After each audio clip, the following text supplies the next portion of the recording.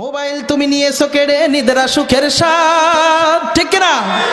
Mobile তুমি বসেছো পেতে টাকা লুটাবার ফাঁদ। মোবাইল তুমি নিয়েছো কেড়ে নিদ্রা সুখের স্বাদ, মোবাইল তুমি বসেছো পেতে টাকা লুটাবার ফাঁদ, ঠিক না? মোবাইল তুমি মায়ের বকা বাবার তিরস্কার, মোবাইল তুমি পকেট খালি রবাক আবিষ্কার, ঠিক না? যুব সমাজকে ধ্বংস করার মূল হলো এটা। যেমন উপকার আছে তার চেয়েও বেশি ক্ষতি। কথা বলেন না কেন, ঠিক কিনা? আজকে দেখবেন এই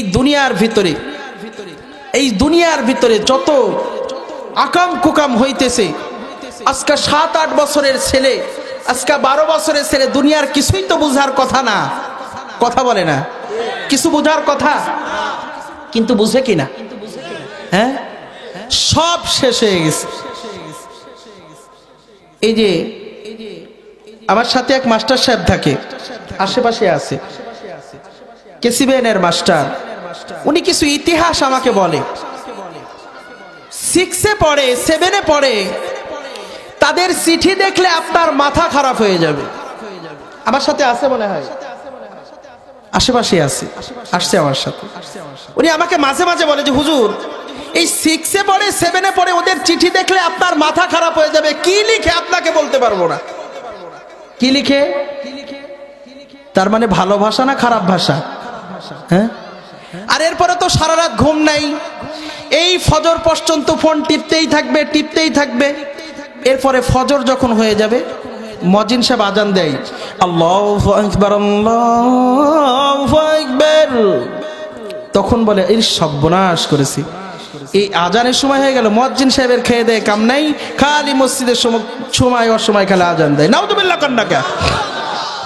এইবার শয়তান বলে সারা রাত বহু কাম করছে, এবার ঘুমাও। এইবার কি করো? মোবাইল কতগুলো ক্ষতি করছে আমি একটু বলবো, আমার সাথে সায় দিতে হবে। মোবাইল তুমি নিয়েছো কেড়ে নিদ্রা সুখের স্বাদ, ঠিক না? মোবাইল তুমি বসেছো পেতে টাকা লুটাবার ফাঁদ। মোবাইল তুমি নিয়েছো কেড়ে নিদ্রা সুখের স্বাদ, মোবাইল তুমি বসেছো পেতে টাকা লুটাবার ফাঁদ, ঠিক না? মোবাইল তুমি মায়ের বকা বাবার তিরস্কার, মোবাইল তুমি পকেট খালি রবাক আবিষ্কার, ঠিক না? বাবা মার থেকে 10 টাকা, 20 টাকা, 50 টাকা, 100 টাকা নাই, এমবি পড়বে। হ্যাঁ, কি পড়বে? সারা রাত টিপতে হবে, এমবি লাগবে। এমবির টাকা না দিলেই বাবার সাথে গন্ডগোল বেঁধে যায়, ঠিক কিনা? মোবাইল তুমি মায়ের বকা বাবার তিরস্কার, মোবাইল তুমি পকেট খালি রবাক আবিষ্কার। মোবাইল তুমি নারীর ভূষণ লজ্জা নিয়েছো কেড়ে, মোবাইল তোমার জন্যই আজ ধর্ষণ গেছে বেড়ে, ঠিক না? মোবাইল তুমি নারীর ভূষণ লজ্জা নিয়েছো কেড়ে, মোবাইল তোমার জন্যই আজ ধর্ষণ গেছে বেড়ে। মোবাইল তুমি ছেলে মেয়েদের নষ্ট প্রেমের গ্লু, মোবাইল তুমি এই পৃথিবী ছিন্ন করার ক্লু, ঠিক না? মোবাইল তুমি যুবক ছেলের শক্ত হাড়ের ক্ষয়, মোবাইল তুমি আনছো ডেকে চরিত্রতে লয়। কথা কয় না কে? মোবাইল তুমি নিয়েছো কেড়ে চোখের জ্যোতি, মোবাইল তুমি উপকার নাই বেশি দিয়েছো ক্ষতি। কথা বলে না? এগুলো হয়েছে কিনা? আরো জোরে বলতে হবে, হয়েছে কিনা? যুবক ছেলে 22 বছর বয়স, গাল টাল একদম ভেঙে গেছে, গায়ে বল নাই, শরীরের ভিতরে দুর্বল, চোখেও দেখে না কেন জানতে চাও? ওই যে 6-7 বছর বয়স থেকে ফোনের ভিতরে লাগছে চোখ, ওই চোখের ভিতরে জ্যোতিগুলো দোস্ত শুনিয়ে নাও, এই ফোনের আলোগুলা কিন্তু খুব মারাত্মক আলো। কথা বলে না? এই ফোনের দিকে এক ধায় তাকায় থাকলে কিন্তু ফোন তোমার চোখ নিয়ে নিবে আস্তে আস্তে। চোখে দেখে না, অল্প বয়সে চোখ হারায় যায়। ও দোস্ত, এইগুলা দেখতে দেখতে এই সমস্ত যুবক যারা দুনিয়ার ভিতরে আছে, তারা মসজিদের ইমামকে পর্যন্ত গালি দেয়, ঠিক না? এই জন্য যদি নেককার সন্তান পাইতে চাও, তাহলে সর্বপ্রথম মা তোমাকেও পর্দার সাথে চলতে হবে, ঠিক কিনা? এই জন্য দোস্ত শুনিয়ে নাও, এই দুনিয়ার ভিতরে কত মানুষ, ও পর্দার মা ভালো করে শুনে নাও, আমার মাইকের আওয়াজ যত দূর যায় স্পষ্ট বাঁচাই তুমি শুনে নাও। আজকে মায়ের গায়ে সন্তানে আঘাত করে শত শত হয়ে গেছে, ঠিক কিনা? এই যে উত্তরবঙ্গের একটা সন্তান বাবার কাছে সন্ধ্যাবেলা যাইয়া বাবাকে ডাক দিয়া বলে, বাবা তুমি আমার 10,000 টাকা দাও। বাবা বলে, না তোমার টাকা দেওয়া যাবে না, তুমি এই টাকা নিয়ে যাইয়া গাঞ্জা খাইবা, মদ খাইবা, বাবা খাইবা, ইয়াবা খাইবা। সন্তান মাথা খারাপ, বাবার গায়ে আঘাত করা শুরু করে দিয়েছে। বড় ভালো কথা ভালো করে শুনে নাও, ওই সন্তান বাবার গায়ে আঘাত করতেছে, আঘাতের পরে আঘাত। মা দুইটা সন্তানের পাও জড়ায় কয়, ও সন্তান না আর মারিস না, তোর বাবাকে আর মারিস না। সন্তান এইবার পাটা ধারা দিয়া মার গায়ে একটা লাথি দিয়া সন্তান বাহির হয়ে গেছে। গাড়ি স্টার্ট করিয়া যখন রাস্তা দিয়া যায় মা আল্লাহর কাছে দোয়া করে, আল্লাহ এই যে দরওয়াজা বন্ধ করে দিলাম সন্তানের জন্য খুলবো না, এই সন্তান আমার স্বামীর গায়ে আঘাত করেছে। ও আল্লাহ, হয় তুমি আমার সন্তানকে হেদায়েত দিয়ে দাও, নইলে তুমি আমার সন্তানকে ধ্বংস করে দাও। এইবার এই সন্তান রাস্তা দিয়ে যায়, এইরকম একটা মাহফিলের আয়োজন হয়। এইরকম একটা মাহফিলের ভিতরে একজন আল্লাহর ওলি বয়ান করতেছে। মা বাবার বয়ান করে কই, ওই যে শিশু বাচ্চা একদিন খেলার মাঠে খেলা করতেছে, হুজুর সুন্দর করে বয়ান করতেছেন, ওই যুবক রাস্তা দিয়া গাড়ি নিয়ে যায়। বয়ানটা একটু মনে ধরছে, গাড়িটা রাখিয়া যখন ওই প্যান্ডেলের পিছনের দিকে বসে বয়ান শুরু করছে। এই বয়ান শোনা অবস্থায় হঠাৎ করে দেখে আল্লাহর ওলি মা বাবার বয়ান করতেছে। হুজুর ডাক দেয়া বলে, ওই যে শিশু বাচ্চার কথা শুনছনি, ওই শিশু বাচ্চা একদিন রাস্তার ওই মাঠের ভিতরে খেলাধুলার পর ওই শিশু বাচ্চা তাকায় দেখে সবার বাবা ঈশা সন্তান রে কোলে নিয়ে যায়। আমার শিশু নবী তাকায় দেখতেছেন সব সন্তান আস্তে আস্তে কোলে নিয়ে যায়, কিন্তু আমার বাবার কোলে উঠতে আমার বড় মনে চায়, কিন্তু বাবা তো নাই, জন্মের পরে বাবারেও দেখি নাই। এইদিকে মা আমেনা খোঁজার জন্য বের হয়ে গেছে। জিজ্ঞেস করে, তোমরা কি কেউ আমার মোহাম্মদ রে দেখছো নি? বলে, মোহাম্মদকে চিনি না, তবে মাঠের ভিতরে সন্ধ্যা ঘনিয়ে আসলো, একটা শিশুরে দেখলাম। বাবা বাবা বলে, কে যেন একটা শিশু কান্নাকাটি করতেছে। মা আমেনা সন্তানরে জড়ায়া বলতেছে, বাবা চলো চলো, সন্ধ্যা ঘনিয়ে যায়, কেন এখনো বাড়ি ফিরো না? সন্তান ডাক দিয়া বলে, মাগো আমার বাবাই কই? সকলের বাবা ঈশা সন্তান রে কোলে নিয়ে যায়। ও গো মা, আমার বাবার কোলে উঠতে আমার বড় মনে চায়।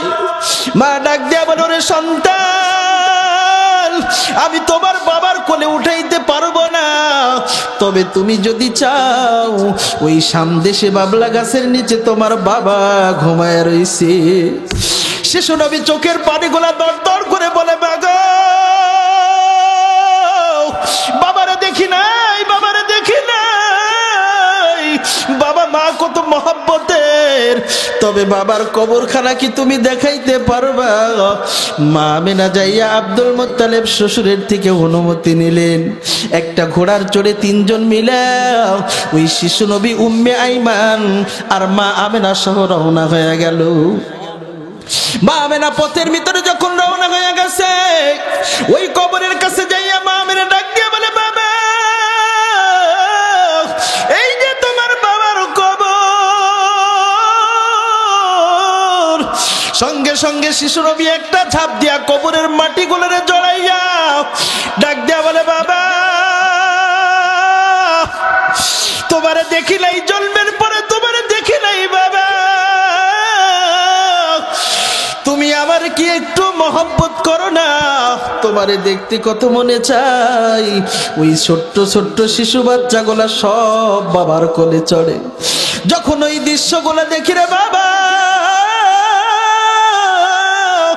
আমারও মনে চাই তোমার কোলে উঠবো, কিন্তু তোমার সাথে আমার দেখা নাই। তুমি কোথায় রইলা বাবা? চোখের পানিগুলা দরদর করে পড়তেছে।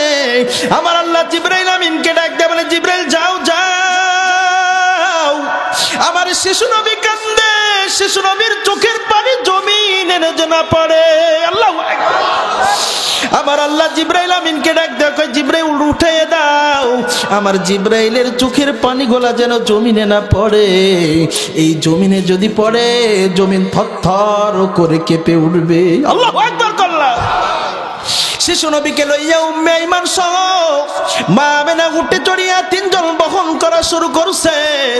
রাস্তার ভিতরে আসার পর আম্মা জান আয়েশা ডাক দিয়া বলে, উম্মে আইমান, আমার পেটের ভিতরে বড় বেদনা শুরু হয়ে গেছে, এবার একটু বিছানা করে দাও। যখন উঠ থেকে নামিয়া মা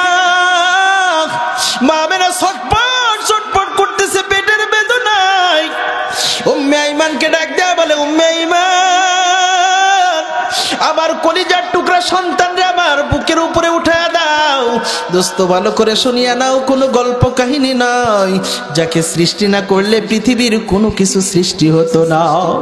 সেই ছোট্ট শিশু নবী মা আমেনা ডাক দেয়া বলে, উম্মে আইমান, আমার ওই কলিজার টুকরে আমার বুকের উপরে উঠাইয়া দাও, আমার বুকের উপরে উঠাইয়া দাও। আমার মনে হয় এখানেই শেষ সময়, আমি মনে হয় দুনিয়া থেকে বিদায় হয়ে যাব।